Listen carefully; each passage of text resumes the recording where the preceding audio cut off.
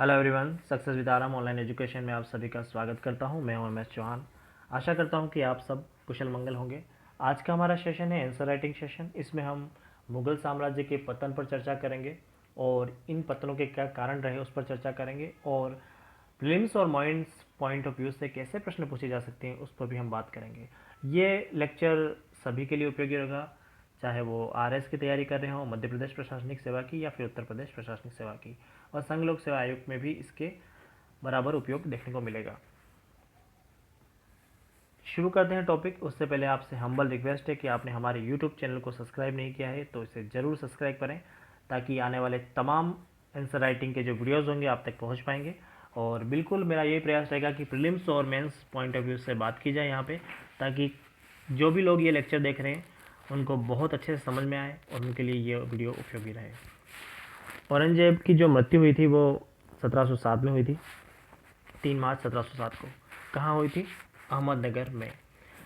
ये एक छोटा सा फैक्ट है जो आपको जानना चाहिए। मुझे लगता है कि एक टाइम पीरियड को समझने के लिए इस तरह के डाटा बहुत ज़रूरी है। उत्तरवर्ती मुगल काल के बारे में आपने सभी ने सुना होगा कि क्या था उत्तरवर्ती मुगल काल।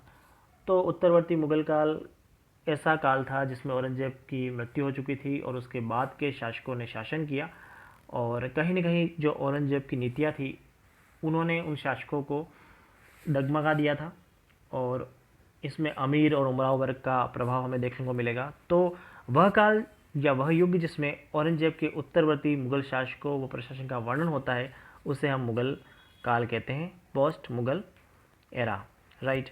अब दो हिस्टोरियन के गुट हैं। एक हिस्टोरियन का गुट कहता है कि जो पतन के कारण थे वो औरंगजेब की धार्मिक नीतियाँ थी, राजपूत नीतियाँ थी और दक्कन नीतियाँ थी। और दूसरा गुट कहता है कि ये सब कारण तो थे ही थे, मुख्य रूप से इसके बीज बाबर के समय में ही ढूंढ ले गए थे। ये पतन के जो बीज थे वो बाबर के समय में ही ढूंढ ले गए थे, और साथ ही ये प्रक्रिया अचानक शुरू नहीं होती, ये दीर्घकालीन प्रक्रिया थी। तो उन हिस्टोरियन के हम देख लेते हैं जिन्होंने कहा था कि ये तत्कालिक कारण थे। उनमें हिंदनाथ सरकार, आर एस शर्मा और लिवरपूल, इन लोगों ने कहा था कि औरंगजेब की धार्मिक नीति, राजपूत नीति हो या दक्कन नीति हो, ये जिम्मेदार थे मुगल साम्राज्य के पतन के। वहीं सतीश चंद्रा, इरफान हबीब, अतहर अली और शिरीन मुसवी, ये लोग कह रहे थे कि बाबर के समय में ही पतन के बीज प्रस्फुटित हो चुके थे और ये दीर्घकालीन प्रक्रिया चल रही थी जो कि औरंगजेब के समय विराम ले चुकी थी। तो ये इनका अपना अपना व्यू रहा है हिस्टोरियन का। अब हम देखते हैं कि मुगल साम्राज्य के पतन पे क्या प्रश्न बन सकता है मेंस के हिसाब से, चाहे वो यूपीएससी हो या आरएस परीक्षा हो। मुगल साम्राज्य के पतन के कारण बताइए, ये रीजंस आपको याद होने चाहिए, और इसको सही क्रम में प्रस्तुत करेंगे तो अच्छे नंबर मिलेंगे, क्योंकि कीवर्ड्स का बहुत बड़ा योगदान रहेगा आपके आंसर राइटिंग में। मैं आज को यही समझाना चाहता हूँ। हमारा सेशन का महत्व भी यही रहेगा, कीवर्ड्स पे आप फोकस करें।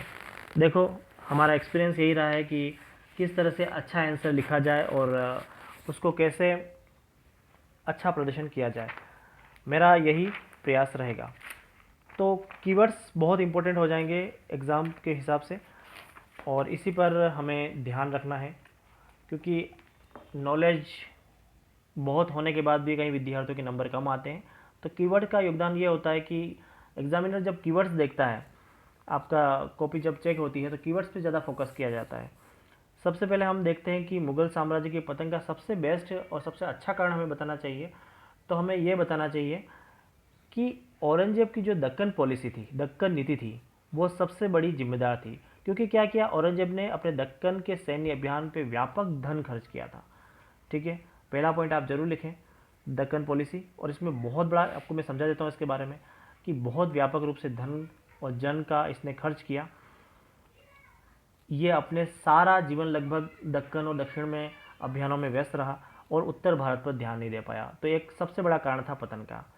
दूसरा इसका महत्वपूर्ण कारण यह था कि राजपूत नीति। देखो, इससे पहले जितने भी शासक आए, चाहे अकबर हो, शाहजहाँ हो, जहांगीर हो, उन्होंने राजपूतों का सम्मान किया, उनको अलग अलग मनसबदारी प्रदान की, और साथ ही राजपूतों के साथ वैवाहिक संबंध स्थापित किए और राजपूतों की निष्ठा का बराबर ध्यान रखा। लेकिन औरंगजेब ने इस चीज़ की भूल की, राजपूतों से उन्होंने बैर किया, और कहीं ना कहीं राजपूतों की जो आन बान शान थी उसको गिराने की कोशिश की, तो इसका खामियाजा मुगल साम्राज्य के पतन के रूप में सामने आया।